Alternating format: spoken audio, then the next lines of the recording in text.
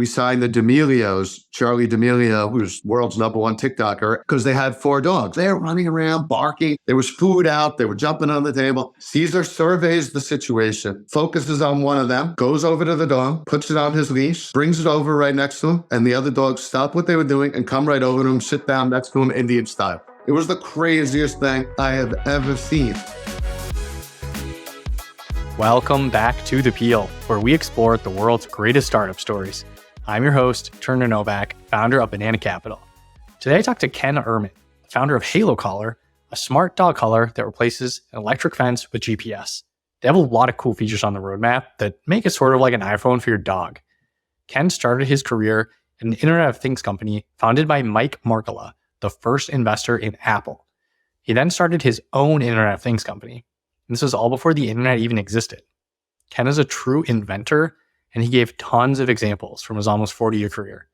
We talk about building hardware, patents, market sizing, listening to customers, and how to sell. We talk about early investors trying to buy 95% of his first company, getting the post office to fund $15 million in R&D, and taking a company public in 1999 with only $3 million in revenue. He tells me the crazy story of how he met Cesar Millan, his celebrity co-founder at Halo, and what happened when they met a very famous TikToker. I want to give a special thank you to Rush Shoemaker at Jefferies, who first introduced us. This is a fun conversation, and without further ado, happy to bring you Ken after a short word from our sponsor. This episode is brought to you by SecureFrame, the automated compliance platform built by security experts. If you listen to our first episode, you know SecureFrame helps thousands of businesses get and stay compliant with security and privacy frameworks like SOC 2, ISO 27001, HIPAA, PCI, GDPR, and more. It's a robust yet elegant product used by thousands of customers, getting them compliant in weeks, not months. SecureFrame also uses AI and automation to remove all the headaches of staying compliant once you get there. And they've done this since 2020, when I first met the team and invested because I was so impressed. SecureFrame is trusted by companies like Ramp, AngelList, and Coda, and I recommend it to every founder I meet. Head to secureframe.com, and their in-house team of compliance experts and former auditors will set you up. Check the show notes or newsletter for a special discount off your first year. Thank you, SecureFrame. And now let's talk to Ken at Halo Collar. Ken, thanks for joining on the pod today. I wanted to kind of start off first question. I thought it'd be really interesting for people, before we dive into the product, to just kind of go over how you got into this whole Internet of Things industry and kind of just talk through the journey of how you got to where you are today. Well, first of all, I appreciate you having me on. Let's start with that. So thank you. And, I definitely I'm an older entrepreneur. So, I'm over 53, but I started this company now about 5 years ago. But that did give me some advantages, which is that I had learned from my previous experience of starting companies how to do this one a little bit better. But in the meantime, what happened was when, I was an engineer, I went to Stanford. And as a result, being in Silicon Valley, I wanted to be an entrepreneur. Like, that was the path that I was on. My first job out of college was at a company called Ehrman. Ehrman was founded by Mike Markkula, one of the founders of Apple, as well as a gentleman named Ken Ehrman, a legendary Silicon Valley entrepreneur. And they wanted to be the chip that would go into everything but computers. So that was it. This was back in 1985. So they were like, Intel could do all the computers. We want to be the neuron chip inside of, lights and air conditioning systems and, it could be anything. It was pretty amazing what they were trying to do back then, but they were really focused on having this great chip that made the device smart. And that's what caught my attention, not only in their company, but I ended up taking that smart chip after working there for a year and a half and saying to the CEO, Ken Ehrman, I was like, Ken, you have the best chip, but you need to use it in an application. So you got to beat out people. You got to take that chip and use it. He's like, no, we just want to be the platform. So I said, okay, well, I'm going to leave and start my own company using your neuron chip as kind of the engine and make smart RFID tags. So it was a smart RFID tag. You can track these high value assets. And then the idea was make them smart. So our first applications were tracking letters for the postal service and tracking vehicles for the military. And we really took that principle of high value asset tracking that we were doing for, Avis and Walmart. Like at the time, we were also applying not just this technology to rental cars, but forklift trucks and tractor trailers. So every single Walmart trailer, for example, has our technology on it. Mm. And the idea there, again, instead of just RFID, we monitored, is the trailer loaded? Is the door open? So let's say a trailer full of goods arrived at a Walmart facility. How many hours did it sit there before someone opened it to start unloading it? Or, oh, by the way, there's a problem. This thing just got here and no one's unloading it. Real-time alerts of very important information, because there could potentially be millions of dollars of inventory in these trailers that they've paid for, but then if they just sit there, they're not getting it to the customer's hands. Every Avis rent-a-car has our device in it today, and we have patents on this. By the way, the first thing I did when I left to start my own company is file patents. If you have a novel idea, contact a patent attorney and get your invention on file with the patent office. To me, that's probably one of the most important things you can do when starting a tech company. But basically, when your car comes back to the rental facility, picture an RFID reader, picks up the car. So instead of just saying that car returned, what value that might have, it actually is linked to the computer and it gets the fuel, the odometer, any damage codes that the vehicle may have, any lights that might be on, anything that could potentially a problem, all get transmitted wirelessly to the computer. So when you return your car, you could be billed accurately for the fuel you used. You don't have to get a piece of paper and pencil it out and say you have 7/8 of a tank and this amount of miles. All of the process is automated and accurate. And it used to probably be workers at the company that were going and doing this manually, right? Right. And it was like they would literally get back in the car, turn it on, look at the fuel tank, judge it to the 1/8 of a gallon. And they could have been helping you with your luggage. So, they could have been helping answer questions. There was no value add. It was just part of the way they collected data to send you a bill. So it's kind of like as you roll out the product, as the technology evolved, you were just finding new ways to cut costs for customers, increase their own revenue, which obviously helps your business as well. So it's kind of like you're building in alongside an evolving technology actually is an extra bonus. Right. And it's fun to listen to the customers and see what their business problems are. And often it applies to all the trailers. And, so even if you get to forklifts, I imagine you're sitting there and saying, why would anyone want to track a forklift of all things? Productivity, making sure they're active, they're moving around. I mean, that seems like the natural. And then at first I was like, okay, productivity, whatever. I don't know. I know that there's many companies out there, Manhattan Associates. There was a company called Red Prairie. That's all they focused on. They had warehouse management systems on there. But again, as I dove deeper into it, what we learned was that if you walk into a Ford manufacturing plant, for example, and there's 150 forklifts in the plant, and if you're a forklift driver, unless you have 150 keys in your pocket, which you don't, the keys are just left in the vehicle. It's crazy. So these really heavy vehicles are driving around in the same building where people are walking around on their phone, not necessarily paying attention. There could be cargo on the lifts that are blocking the driver's view for all we know. And there's no access control. So there's no way to keep someone who's untrained, unauthorized from just getting on that truck and using it. And forklifts were the number 2 cause of death for Fortune 100 companies, second to highway accidents. And what we found, all we did is we took a smart RFID tag and linked it to the ignition and made it so you needed to give your same badge that you'd use to get in the building to start the truck. You now see how many hours people are paid to drive forklifts versus how many hours they're logged in versus how many hours they're moving versus how many hours they're moving a load. And often it's not their fault. It's just how they're allocated. You may have 10 guys assigned to shipping, but only 2 people's worth of shipping work to do.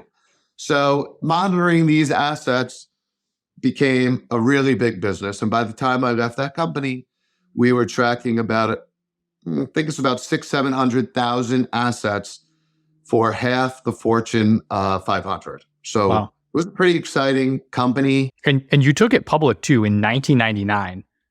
Correct. What was that like? That was definitely too early. That's too early? Okay.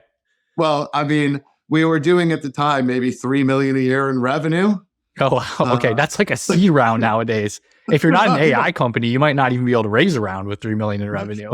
I know. So it was definitely on the early stage. On the other hand, what people saw was the potential. So in other words, even back then, even though it was 1999, we were talking about how using a smart technology, linking it to the asset, controlling and managing the asset to make sure it's being used safely and efficiency had huge potential. I mean, we were talking to all the biggest companies. So I think people really bought into the concept. What I would say the biggest problem, the difference between that company and Halo from an entrepreneur standpoint is we were always selling. And I know that's a saying, you should always be selling. Okay, yep. I know that. But when you're trying to sell to Avis that you have a $300 device that you could put into your rent-a-car and then automatically collect the fuel and odometer when the customer returns, they even get it. But the problem is they don't need it. They needed cars. If they didn't buy the cars, they didn't have any revenue. So that was something they needed. Those cars needed license plates. You can't drive around 300,000 cars without license plates. When you're in something that's new, like we were, trying to convince Ford to put it on every forklift and GM to put it on every forklift and Avis to put it on every car, it was very long sales cycle. It was missionary because they could live without it. And that was something that really was a problem for us because, even when we would land a customer, let's say we got Home Depot, for example, they were like, this thing's great. We're going to put it on all our forklifts. We have 120 distribution centers, Ken. So we have 120, but we don't want to disrupt the operation. So we're going to do 3 per year. And I'm like, 3 per year? Yeah. How much revenue is 3 forklifts a year? No, 3 facilities. Oh, facilities. So, okay. About $500,000, $1 million for a facility. Okay. But they're like, we're going to do 3 a year. I'm like, you have 120. It's going to take 40 years at this point. They didn't need it. Mm-hmm. It added value. It made them safer. It had a good ROI, but they could run their business without it.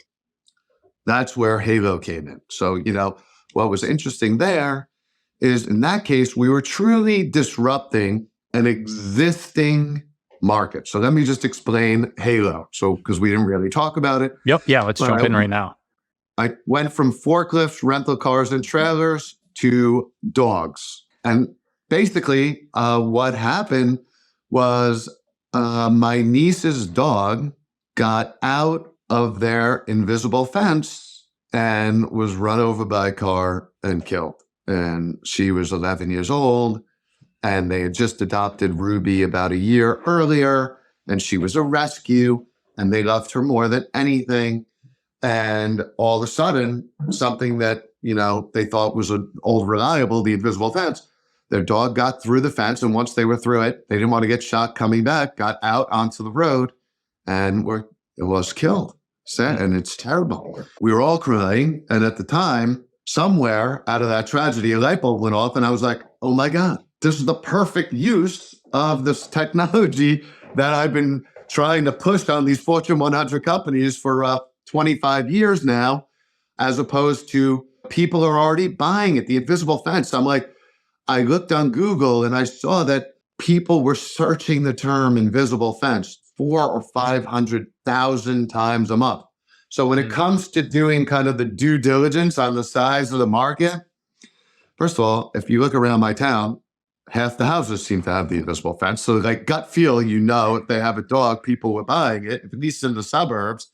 But then 400,000 or 500,000 times a month, I was like, people aren't searching that on Google unless they're looking to buy it. It's basically a product for dogs where if you want to let them out in the backyard, if you have a house or wherever, you don't have to worry about what it looks like because it's just a wire buried underground.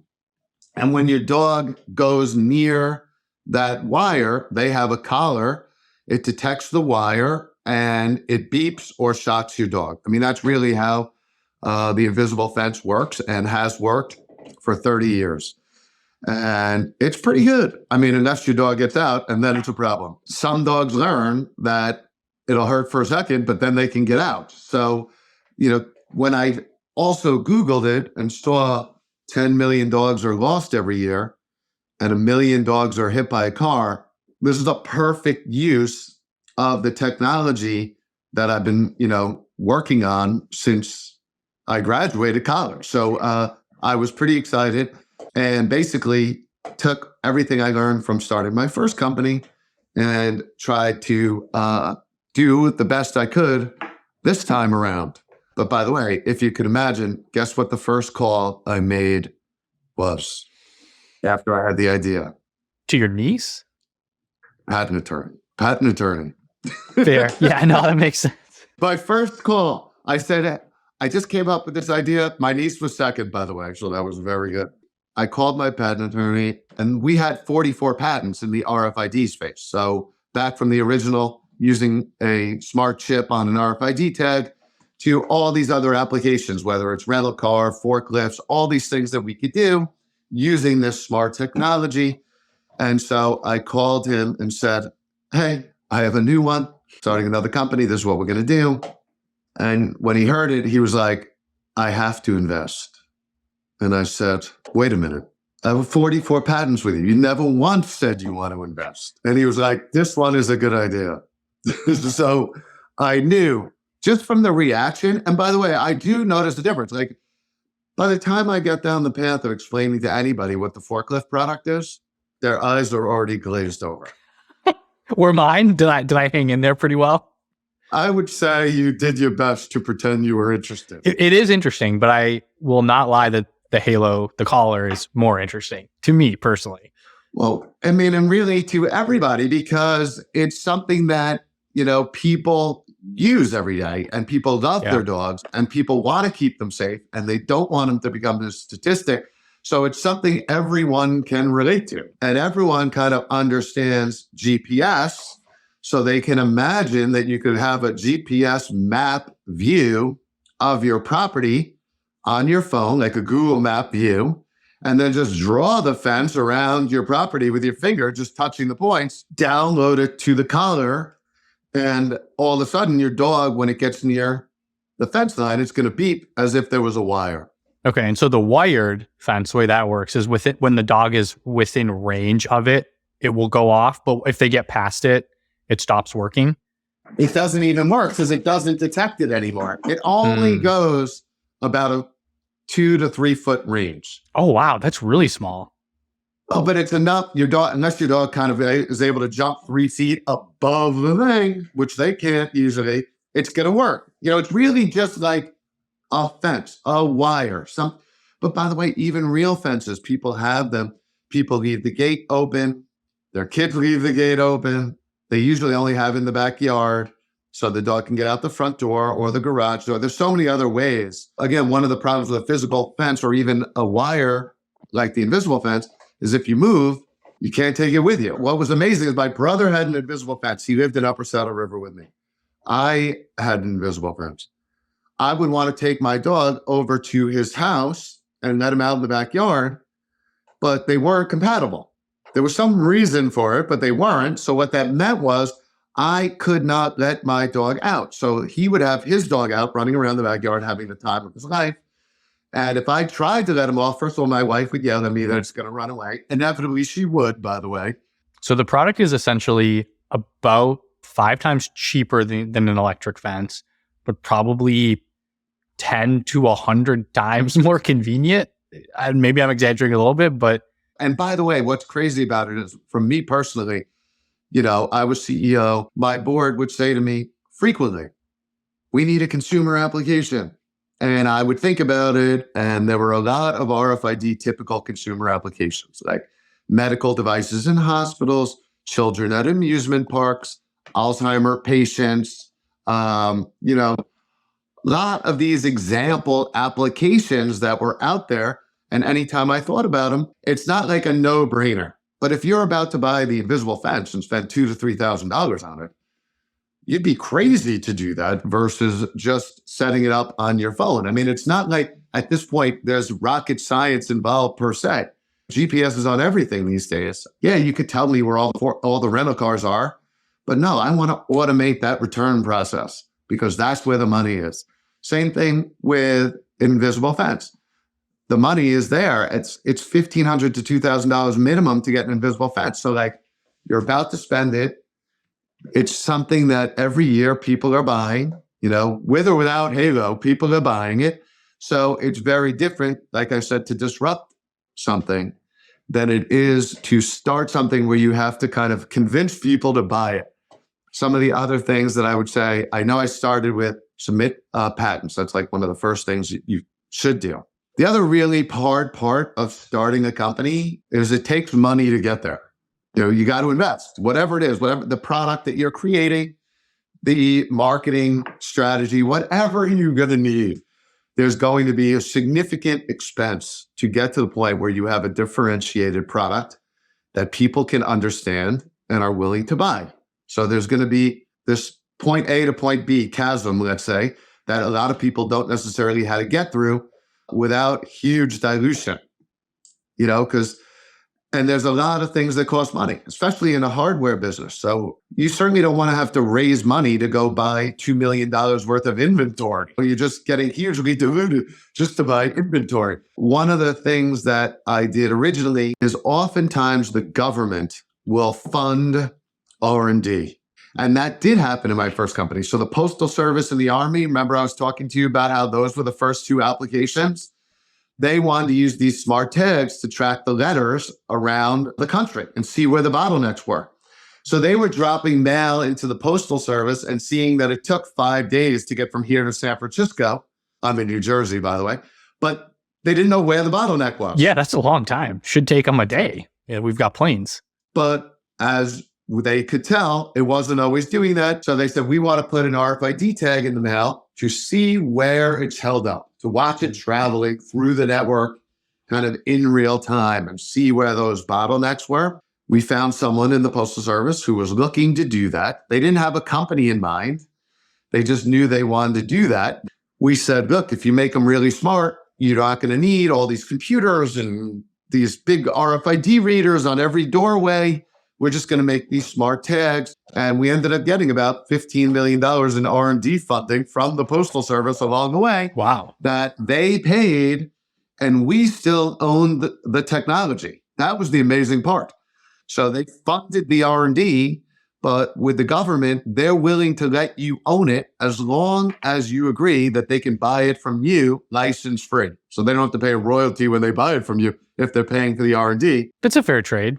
Yeah, if you want to sell it to Ford or GM, go right at it. So it was, and the Army had the same types of opportunities. So the first company, we really got off the ground by getting the government to fund our R&D. So we didn't have to, dilute ourselves raising capital. Those hungry VC sharks that are trying to buy a bunch of your company like me. Right. By the way, you are, because when we would have these meetings, I remember we had our Postal Service device sitting there and we would say, look, we're going to change the world of tracking letters.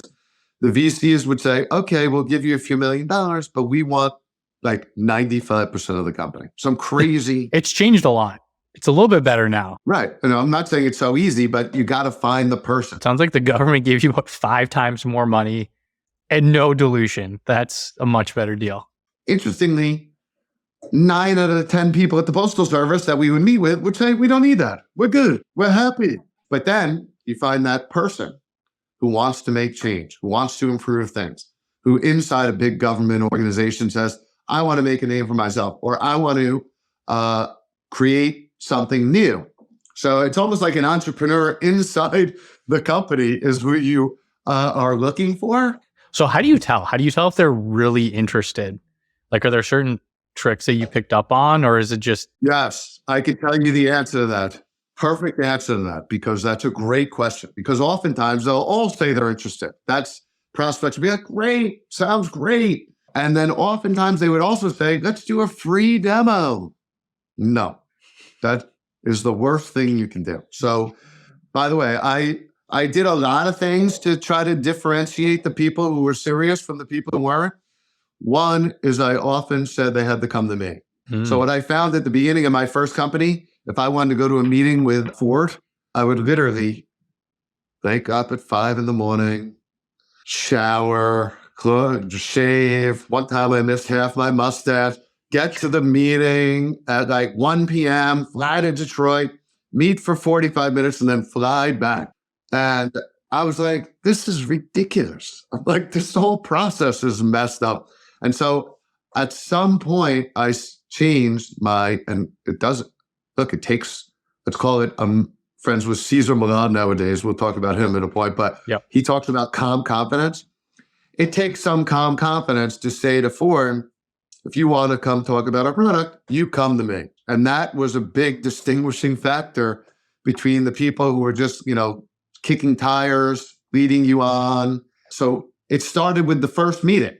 Were they willing to come to you versus you willing to go to them? But then the next thing would be a pilot. Everyone wanted a free pilot. That is something that is never good. Like, it sounds great, but if they're not willing to put up 20 grand, 25 grand, I'm making these numbers up, but they're not unreasonable. This is Ford. It is more the number. It is the number that's fundamental. If they're not willing to put something like that up, then they're not really seeing how it's going to transform their business. Yeah. They're like, maybe it will, maybe it won't. Let's see what the data shows. And I get that, but they, like in that Avis pilot that I was talking about, where we're comparing the data, they had to pay for that. They had to pay for that. Yeah. Otherwise, I wasn't going to do it. And by the way, Hertz asked for free demos. I would say no. Because again, it just goes back to finding someone who wants to buy it as much as you want to sell it to them.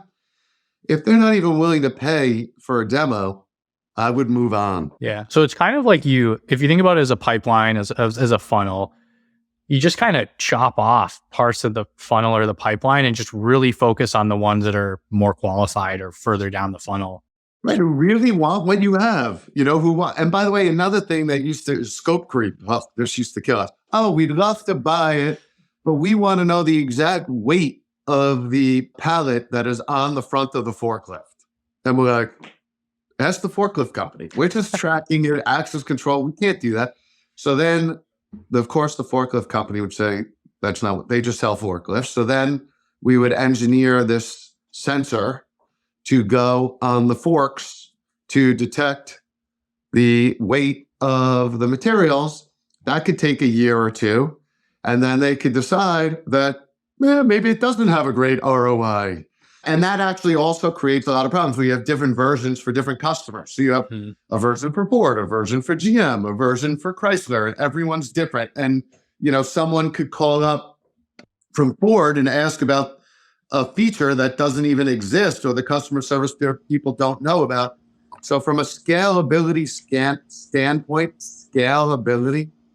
you really want to have one product that accomplishes. Now you can always, add to it, but it should be one product that your customers are using that ideally you can continue to upgrade. So they're all using the latest and greatest version.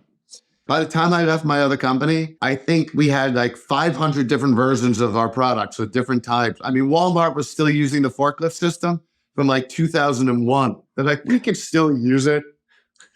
We were like, no, there's so many things we fixed, but it didn't matter. It was good enough. So that's having one product, one platform is hard enough to get right. I mean, if you think about it, Uber, Lyft, it's an app.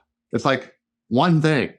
Yeah. And yet they still are losing money. So it obviously costs a tremendous amount to get even that one thing to the point where it's profitable.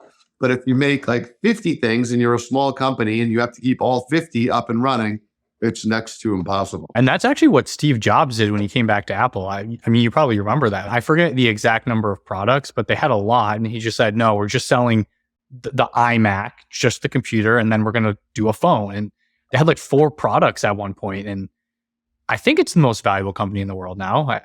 We have to check. I mean, it's a pretty basic principle and just lets you focus too.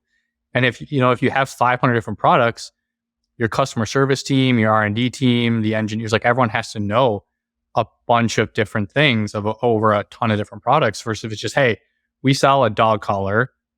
That's what it is. It has a bunch of capabilities, but it's one product. Everyone can be an expert on it. Focus on that disruptive idea that you came up with.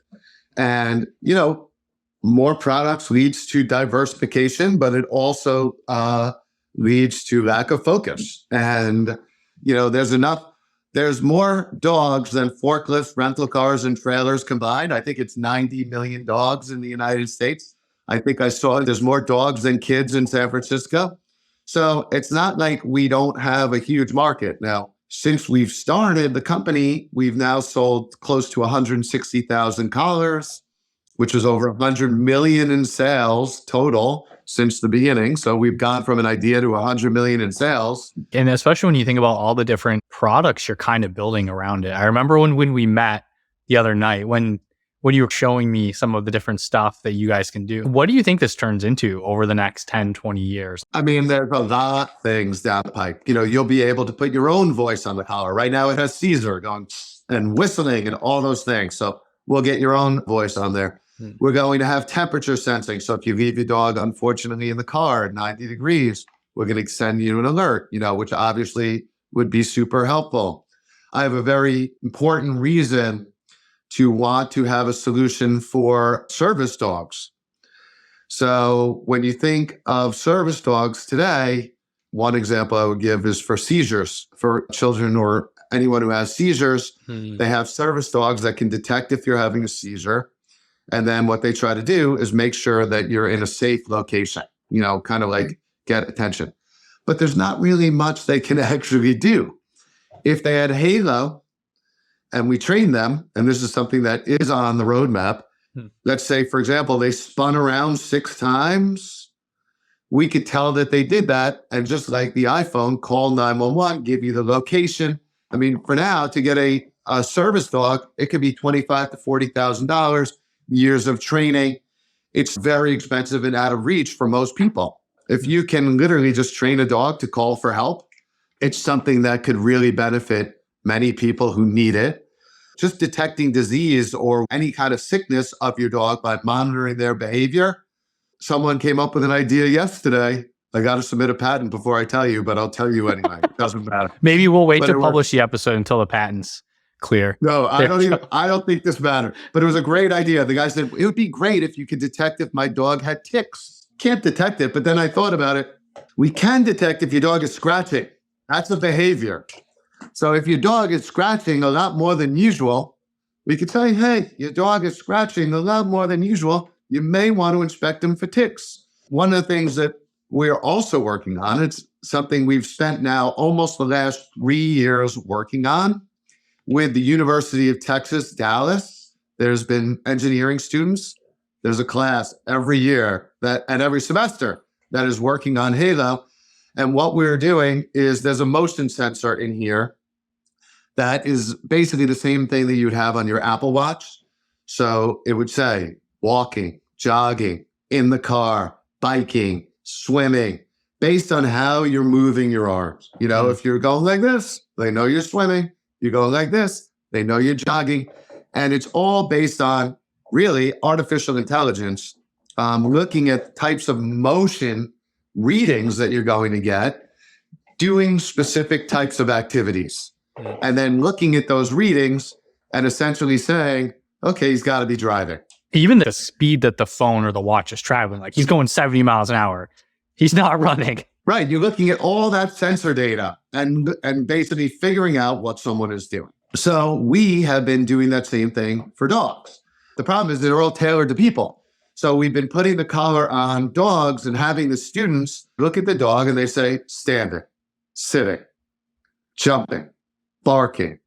And when they're doing it, then they do that enough times and then they feed that data into AI software. We have been able to now tailor the data to be dog oriented. So now we're going to be able to tell, when is your dog barking? Like even potty training. So is your dog about to go to the bathroom in the house? That's tell them no. So, unless you're watching them, you might not be able to see it.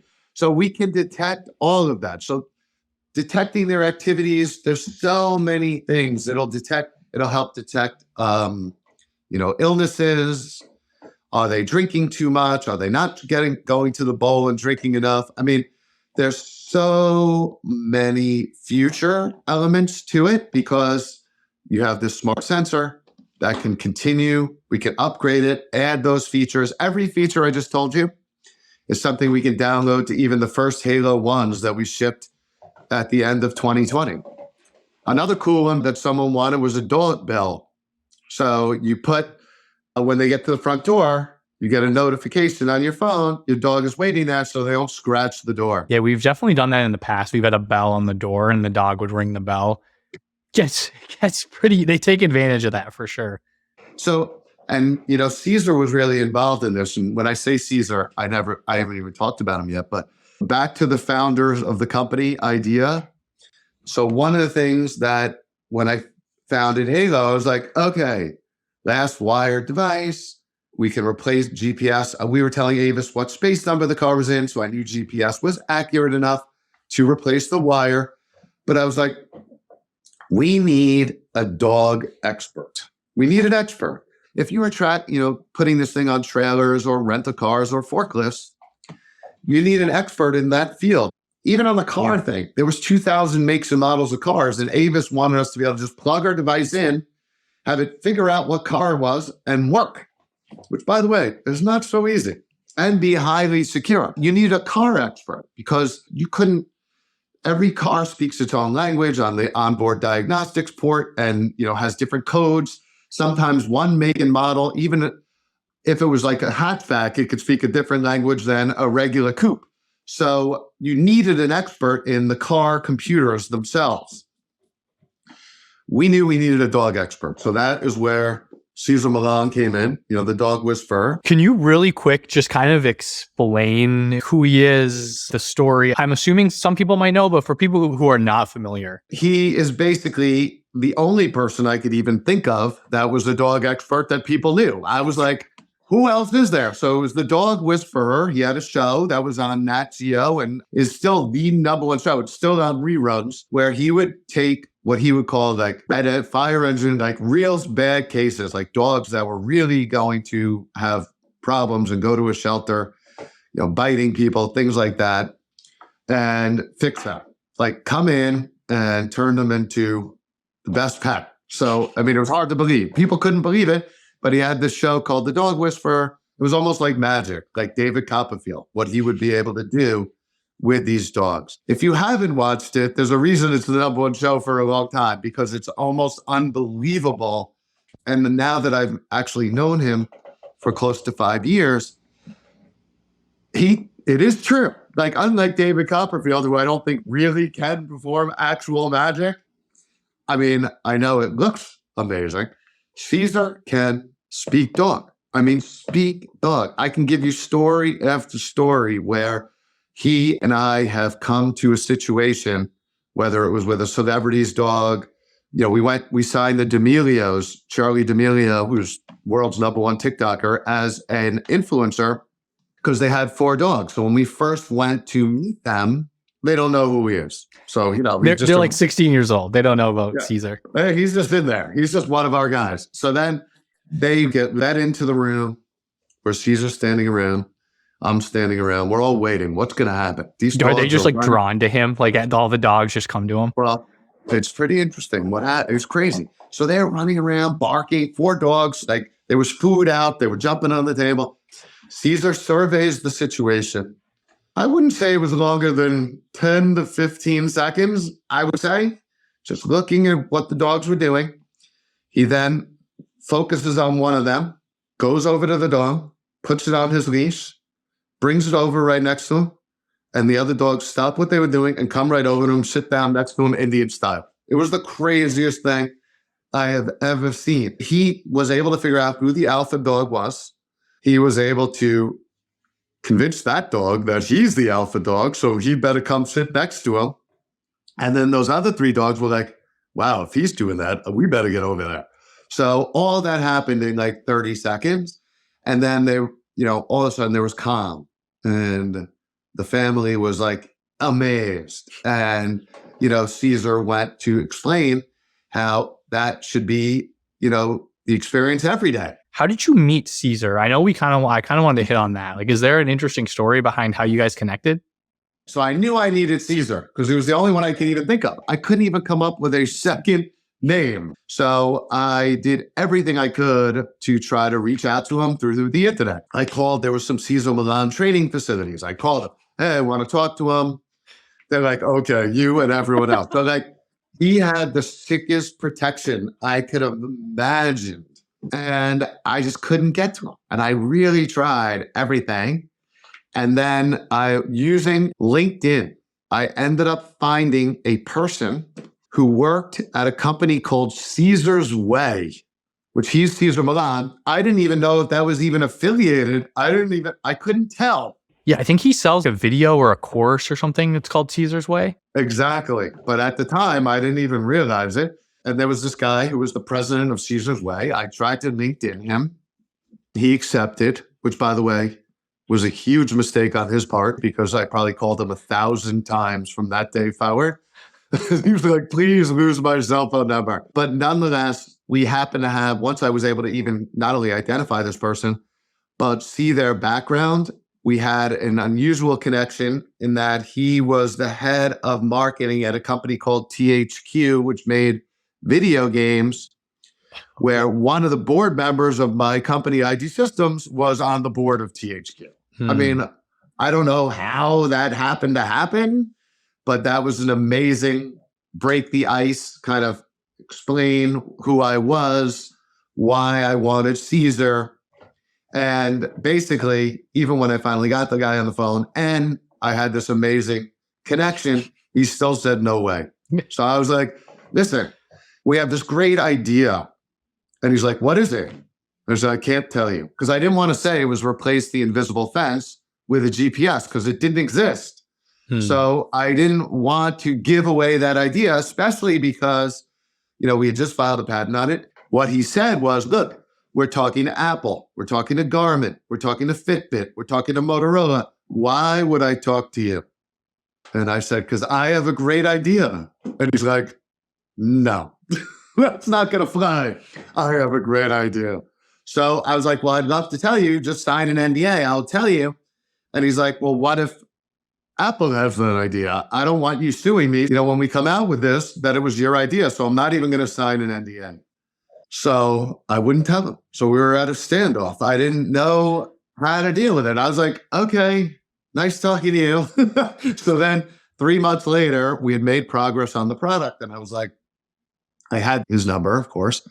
Yep. And I was like, I'm going to give him another run for his money. I got to get this guy. So I call him. He won't answer. He does not answer. I think I probably called him 150 times. And I had his cell phone. So did he have your number saved, or is it just a random number that kept calling him probably? I don't know. But finally he answered. He goes, listen, Ken, he even knew it was me. He goes, I was fired. I don't work there anymore. He fired everybody. So I said, oh, I'm so sorry. That's so terrible. But he gave me the name of the new guy. So then I called the new person and was like, I was working with the old person for the last year and a half. I don't know what happened in the transition. And of course, I said, you got to sign the NDA. He said, no way. Same thing. No way. I'm talking to all these other guys. No way. Hung up. I'm like, all right. I can't tell these guys, especially if they're talking to potentially who could be our biggest competitors. I'm not going to tell them the idea. So finally, I asked my aunt, of all people, who is the number 2 dog person? Just give me anybody. And she came up with someone who I've never talked to, by the way, ever. But her name was Tamara Geller. So I called this guy back up and I said, look, I'm out in California, which was true. If you don't sign the NDA, I'm meeting with Tamara Geller. And you know what he did? He signed the NDA. Amazing. So leverage. So then from that day forward, we told him the idea, Cesar's whole thing was when he heard $10 million were lost and $1 million were hit by a car, he was like, wow, I got to get involved. Right away, it resonated. I mean, he was famous for walking 50 dogs off leash. That was kind of like one of the first pictures. He was walking 50 pit bulls off leash in downtown LA, and that was what precipitated his first TV show. But I mean, this was exactly what he was looking for once we finally cracked the ice, let's say. That's awesome. So it sounds like basically just a product that fit really well and then never giving up and just finding a third degree connection to get in. Yes. And then also figuring out negotiating leverage of how do you convince them to even take a call with you in the first place? You have to really be always looking at the risks and what are the real challenges and be honest and open with what those are and deal with them. And at the same time, try to find the best possible thing that could happen for your company today and then go do it. And even if something bad happens, which happens all the time, what's the best thing I can do to turn lemons into lemonade? In other words, I'm always thinking that whatever, even no matter how bad something might be, how can we turn that into a positive or learn from it? And that is something people always say, but you really have to be able to do to get from an idea to a point where now we've done, like I said, over 100 million in sales of a concept, because we always knew it could happen, but now we had to look at actually making it happen and seeing what works, what doesn't, and being nimble enough to respond to it. Yeah. I mean, I think it's important all the time with everything in life, but it's probably 100 times more important if you're an entrepreneur, founder of a company. Yeah. Well, this is an amazing conversation. Thank you so much for joining. Obviously, we've talked about the product a bunch, but how can people order it? I mean, do they get in the store? Do they buy it online? What's the best place to find it? You can go to www.halocollar.com. Thank you so much, Ken, for coming on. This was amazing. A lot of things to think about. And we'll see everybody next time. Thank you for listening to my conversation with Ken at Halo. If you want to try a collar for your dog, use promo code June2023, no spaces, when checking out to get $25 off. It's a limited time offer valid through June of 2023, not valid with any other coupons or offers. Terms and conditions apply. See halocollar.com/coupons for details. I also want to remind everyone that nothing discussed in this episode was investment advice, and you should do your own research before investing in any companies mentioned. If you want to support the show, I have one request for everyone still listening. I'd love if you could leave a review wherever you listen to podcasts, like the video if you're on YouTube, and share with one friend who might like the episode. It helps with visibility and getting more guests and takes less than 2 minutes. If you don't want to miss an episode, head to the show notes and subscribe to my newsletter, The Split, to get each new episode in your inbox the moment they drop. Thanks again for tuning in. We'll see you next time.